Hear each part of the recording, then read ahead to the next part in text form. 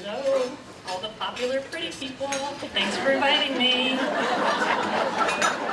Okay, this is 50, just in case. I have to see what glasses work the best so I can read. I think these are them. All right, that's 50. 52. Almost 53. All right. I asked to come here today. I am a huge CAGV fangirl, and I wanted to share a sweet, moving story about my college daughter after Sandy Hook, and you guys would have loved it. You would have opened up your pocketbooks and made big fat checks. This is not that story. Instead, I was asked to share an uncensored brain dump that I wrote in anger and haste with a bad attitude and bad language about a blowhard rep who compared breastfeeding to open carry. And this is what me and my breath think about that. This is that story. It's about guns and boobs, my boobs, and I'm reading it at the Greenwich Country Club. My grandmother would be mortified. My mother-in-law already is. Can you run that video? This is the blowhard.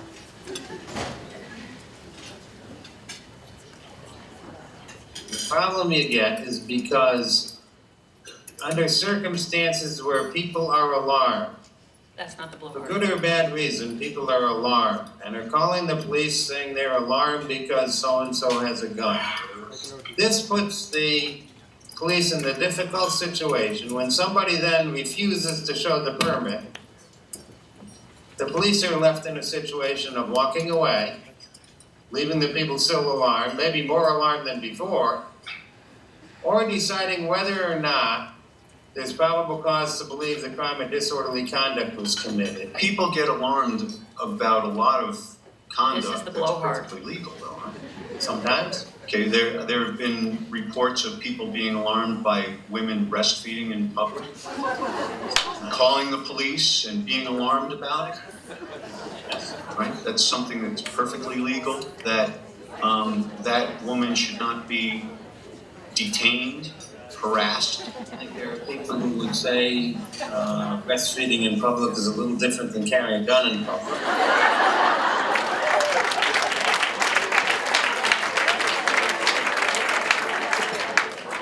Okay, here we go. Open carry, in the world according to Kate, is when you get yourself a gun, because it's your God-given right, Jesus says so right there in the Constitution, and you wear it Wild West style for all the world to see, on your hip, slung over your shoulder, tied to your ankle, openly, in full view. You, because you're a responsible gun owner, you're loud and proud, and you're exercising your Second Amendment God-given freedom, love, and rights, and you are armed and ready just in case. Just in case of what? What are they afraid of?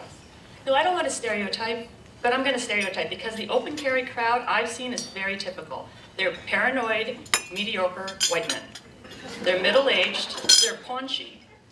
Teeth are optional, cigarettes are mandatory, their shirt is tucked in, and their pants are always way too high.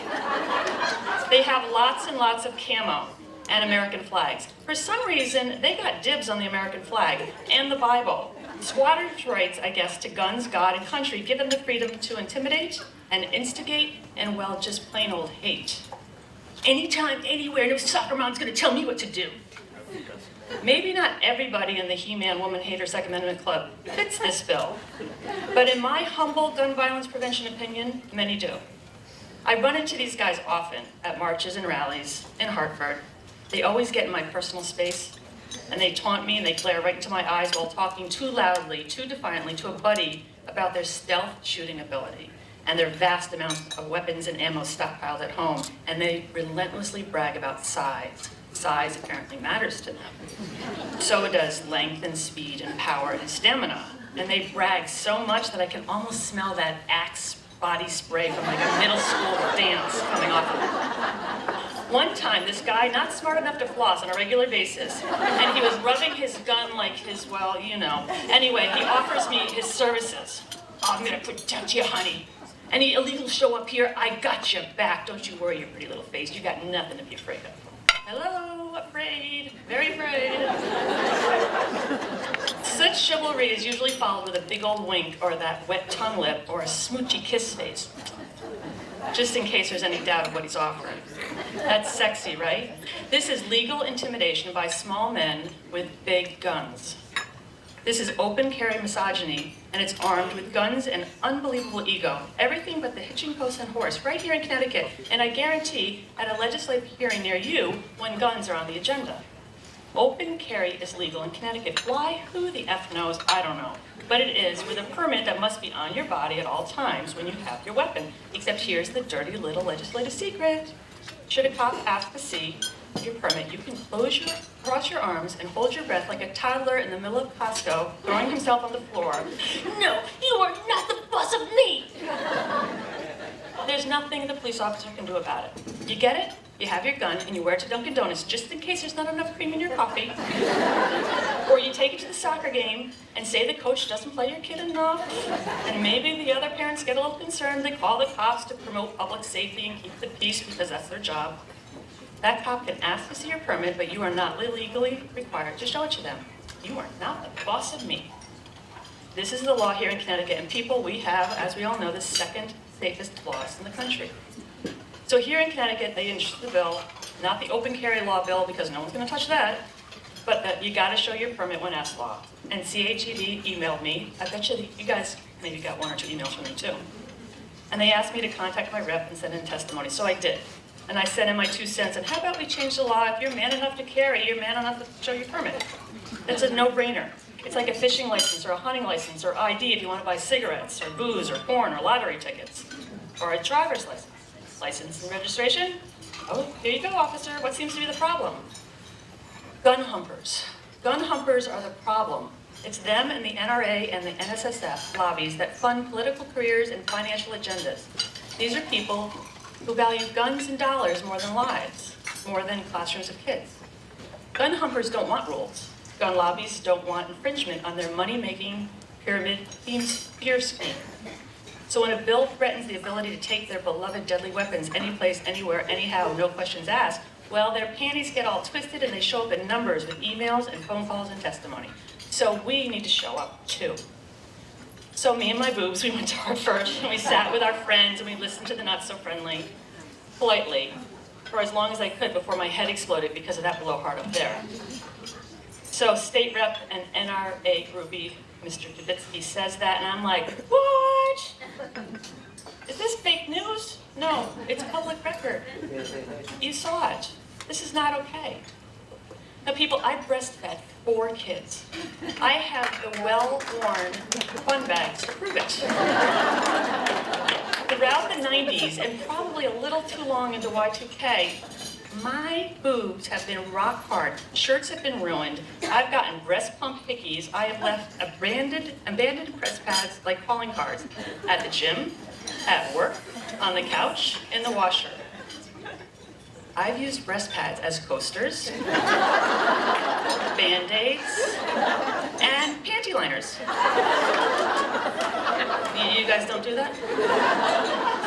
I've had bloody cracked nipples. I drank too much tequila and I have pumped and dumped. I have filled out a bathing suit like I never dreamed possible, all while nursing my kids. More than once, I dangled a boob over a crying infant in a car seat going 60 miles an hour at 17, over the river and through the woods to Grandma's house. I breastfed 1 kid long enough so I would have nice tits for my high school reunion. I'm not kidding. They were fabulous. But deadly weapons, I think not. Sure, I have sprung a leak more than once that was a little embarrassing for me and anybody who got, hosed down. But I'm pretty sure nobody ever died from a baby who let go too soon. If I only knew then what I know now about guns and boobs. Thank you, Representative Blowhard. When some gun-humping white guy intimidates me by showing me his, back in the day, I could have lifted my shirt, ripped down the snaps on my 2 concealed carries, and fired away.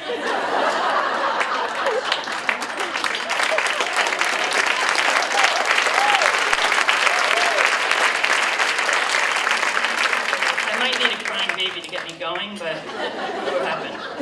I would be a boobalicious superhero. I would be armed with nothing but these double mammies. I would give an "I am woman, hear me roar" war cry, and I'd whip out a couple 34Ds and fire away.